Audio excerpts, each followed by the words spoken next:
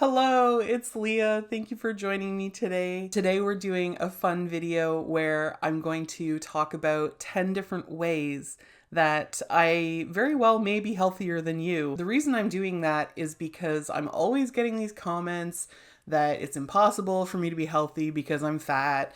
And this is a belief that a lot of people have, and it's simply not true. There are lots of people out there who are fat but are perfectly healthy, that they go to the doctor and all their scans come back great, all their levels are wonderful. And it's just sort of a misunderstanding about how bodies work, that it's impossible to be healthy if you're fat. Here are some things that you may not have thought about that are lifestyle choices that I make that actually make me quite healthy. I encourage people to listen to them and to reflect on how well you're doing in those fields. And if not, then maybe try to work on doing better in those areas. They are things that have made my life better, and they're things that a lot of the research tells us makes most people's lives better. At the end of the day, when we're talking about wellness, we really want to do the best we can to be feeling good and to lead long, happy lives. And it's a fun way for us to kind of look at this topic from a different perspective than we normally look at this topic, in particular on this channel. So the first way that I am possibly healthier than you, I drink at least 8 glasses of water every single day. Like, there's not a doubt in my mind that I drink 8 glasses of water every single day. And part of the reason is that I have this bottle and it is always at my desk when I'm working. When I'm downstairs, I am always bringing like a cup around with me. I just have water all the time. I've been known to have a big bottle of water, like a 2-liter jug, that I just sort of fill at the beginning of the day, and I see like, can I finish that in a day? And I've never not finished it in a day. And that's not with me like trying to drink a ton of water or whatever. It's just how I do. I love water. It's my favorite thing to drink. And I drink lots of it. I really don't struggle with that at all. I find that it's really nourishing and really refreshing to drink water. So it's never been an issue for me. I'm really lucky that way. My partner's like, oh my God, anything but plain water, please, for the love of all things good in this world. But I love water. And so I'm pretty sure I drink more water than you do in a day. The second way I'm possibly healthier than you are, I also don't drink certain things. One of the things I don't drink is caffeinated beverages. I'm not a coffee drinker. I'm not a tea drinker. I actually really don't like the taste very much of coffee and tea because I've never gotten into drinking coffee. I don't need the caffeine boost. I've never had any reason to rely on that. I'm just as happy to have, a glass of orange juice with my breakfast or something that'll give me sort of that energy boost if I'm feeling sluggish in the morning. I'm actually kind of a morning person. I don't really struggle with that. I find that I just don't feel good with caffeine in my system. It's not something that you can really just kind of take and leave that easily. I find that people that do drink coffee, they need coffee every single day. I'm really glad that like that's not a dependency that I have, because it can, help with, I know somebody, for example, who just like really does not like to drink water and has ended up with like kidney stones and stuff just because like hydration became an issue, and then they weren't able to like hydrate enough to not have like mineral formations in their kidneys. And it was like, kidney stones, not a good time. Not a good time. Making sure that I'm not putting this stuff in my body as at the same time as like,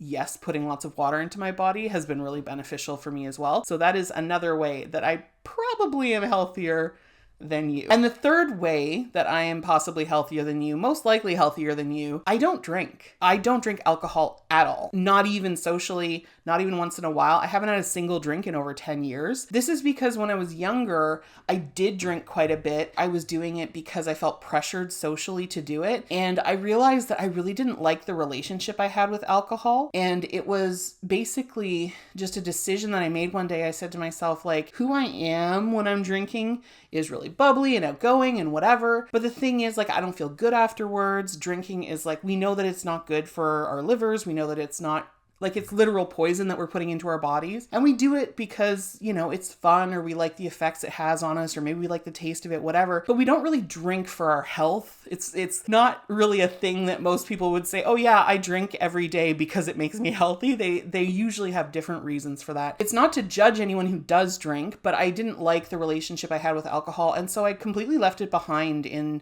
my mid-20s, late 20s. That is Another way that I have encouraged myself to drink things like water, because like I don't like coffee, I don't like tea, I don't drink alcohol, right? It really cuts back the things that compete with drinking water, like just not drinking alcohol at all. That's another way that I'm probably healthier than you. The fourth lifestyle choice that I make that may make me healthier than you is that I do not smoke. I have not smoked ever. I did grow up in a household with a smoking parent. I may have secondhand smoked, not consensually, but like you end up inhaling secondhand smoke. But I made a choice very, very early on in my life that I was not going to smoke. No judgment there. I've been really lucky that I haven't had a lot of exposure to these types of environments where that's really a likely choice I'm going to make. And so I was able to just say, you know what? It's not good for me. Nobody's out here saying, you know what? Smoking makes you live longer. Like, I think it's a pretty well understood thing now, but you know, there are people who are really in the grips of addiction to cigarette smoking, and like, it's not their fault. I have every amount of compassion for these folks. It's, I think, really benefited my health. So the fact that I don't smoke is another way that I might be healthier than you are. The fifth lifestyle choice that I make that might make me healthier than you is that I don't do any form of drugs, in the sense of like street drugs, in the sense of like marijuana. I'm not interested. I tried pot twice. Both times I was like, what is the big deal about this thing? Like, I just, for whatever reason, I didn't enjoy it very much. My partner had suggested for like some of the pain that I've been dealing with, like maybe try some like gummies. And I didn't even like the way that I felt when I used those. I have no interest in marijuana. I have no interest in any kind of like harder drugs. I take, of course, prescription medication. So like if I have an infection, I take antibiotics. If I have a headache, I take Tylenol. Like I take normal sort of pharmaceutical drugs, not so much recreational drugs. As I say, no judgment to people who have conditions. Maybe they have pain conditions, whatever, and smoking pot helps them with that. That's totally fine. This is not about judgment. It's just about where are the choices we make in our lives that affect our well-being positively and affect our well-being negatively. This is something that, for me, I don't have a condition like that I feel I need to treat with marijuana or with other kinds of harder drugs. The only time that I've taken any kind of like, because you can get opioid painkillers, and I did have those in the hospital when I was in incredible pain, but I'm really fortunate that they didn't really take, like sometimes people become addicted to them. Thank goodness that didn't happen with me. That may be one way that I am also healthier than you. The sixth thing that might make me healthier than you is that I have made a choice to fiercely defend good sleep. I have made a choice to make sure that every single night I get a good night's sleep. Part of that is just saying, no, sorry, not coming to that party that goes until 2 a.m. And part of it is just making sure that if I'm going to be going to bed, that there aren't distractions, that I'm able to actually seek out help if I'm having trouble with like pain or something that won't help me sleep through the night. I sleep probably 7 hours a night. I find if I sleep too much, then I feel groggy all day. So 7 hours is kind of the sweet spot for me. Really prioritizing sleep has been a huge game changer for me from when I was younger, and I would just kind of like, whatever, I can go to this event that ends at 1 a.m., whatever, and then get up for work at 7 in the morning, like, no problem. Like, thinking back, I'm like, yeah, I sure was a teenager or whatever, right? Like, I just think to myself now, I wouldn't be able to do that and feel okay. And so just like understanding that about yourself as you get older as well has been a big piece of that for me. So that is also one way that I might be healthier than you are. The seventh way that I might be choosing healthier habits than you are is that I cook almost every single thing that we eat in this household. I really put a focus on whole foods. I really put a focus on vegetables. I was vegetarian for some time. I'm not able to be anymore. But when I was veggie, I really learned the value of fruits and vegetables and understanding sort of the variety of those foods and how they can really contribute to me feeling a lot better than if I eat something that's like really processed. And also, I think like some of the times that it's been the least intuitive for me to cook and to eat has been when I've actually been restricted by the doctor and they've said, well, you're not allowed to have a lot of fiber or whatever. So when I was having trouble with my health condition in the hospital, they had said you have to go on what they call a low residue diet, which means really low fiber.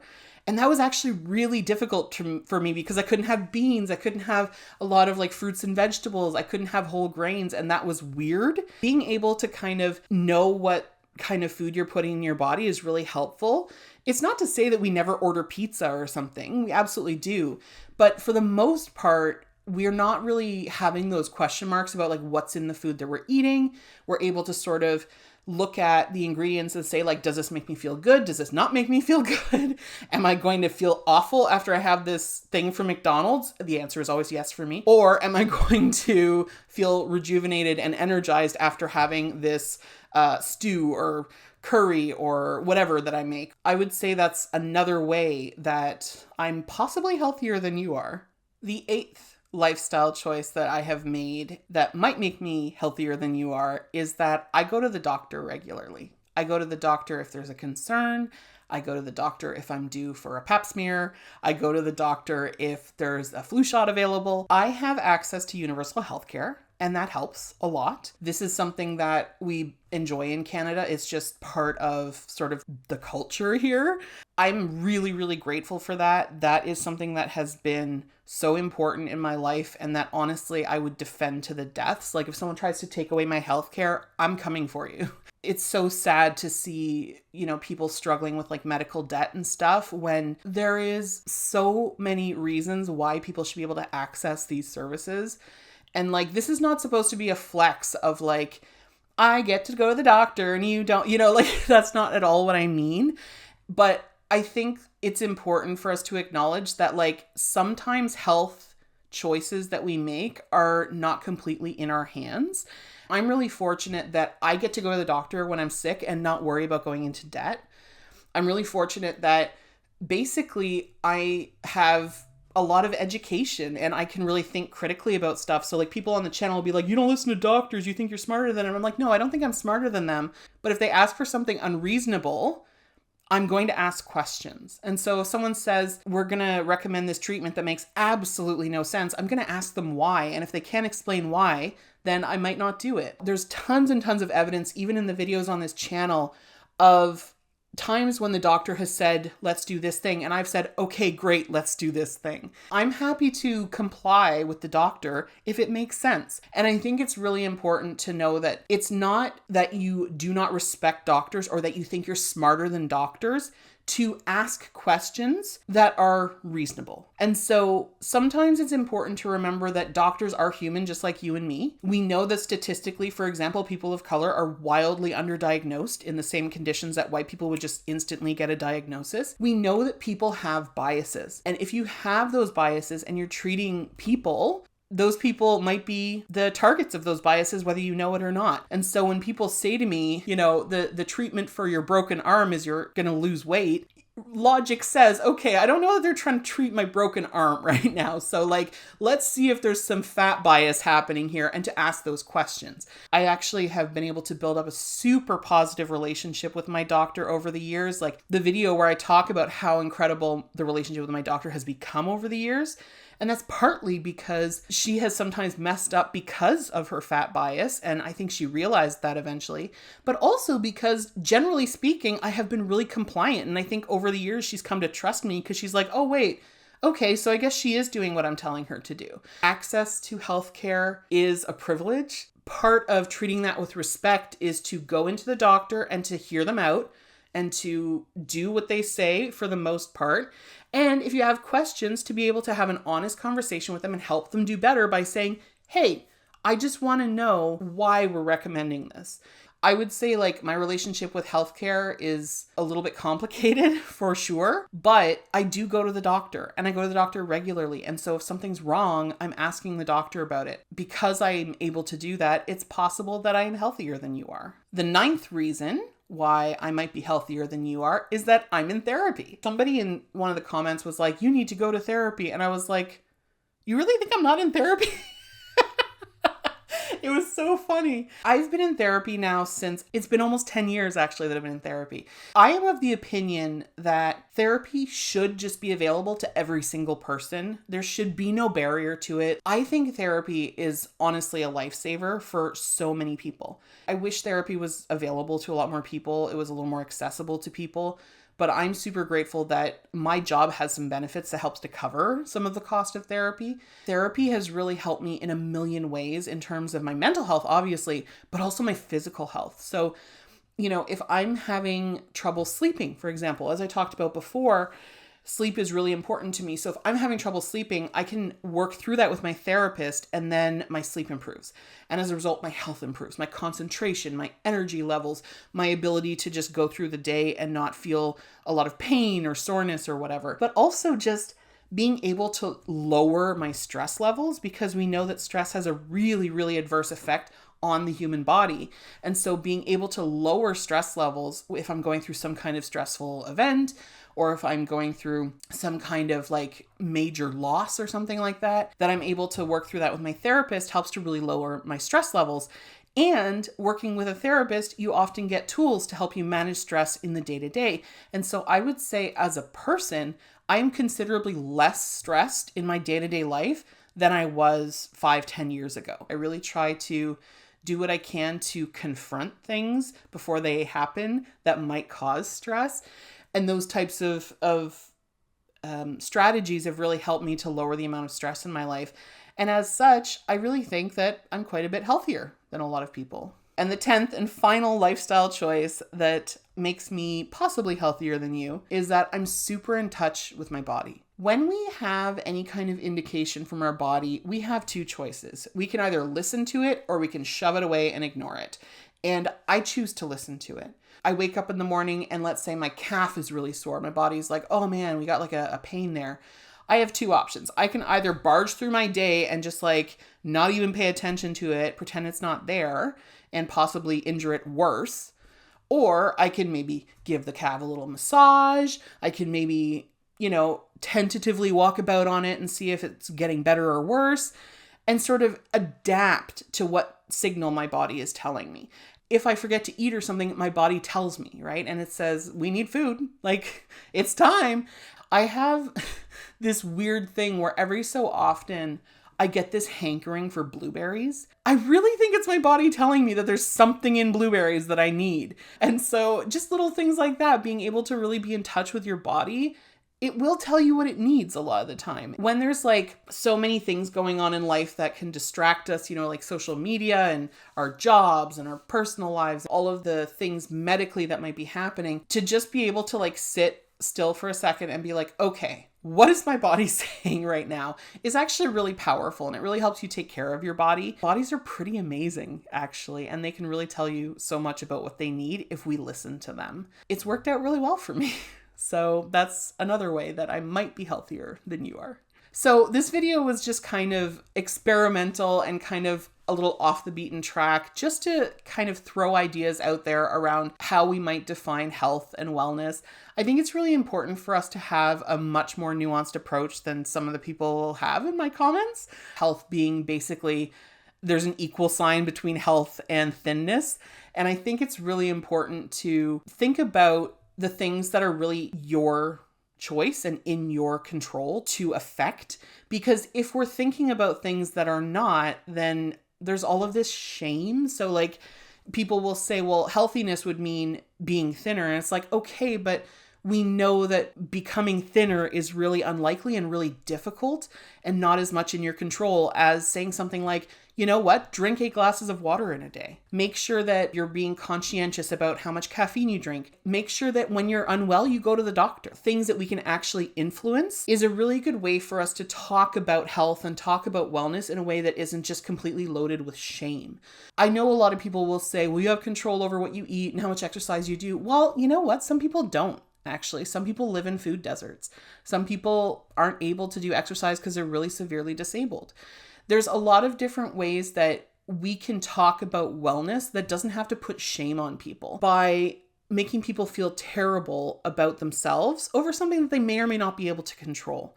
I was really social and outgoing when I was drinking, but I was actually not feeling very healthy at all.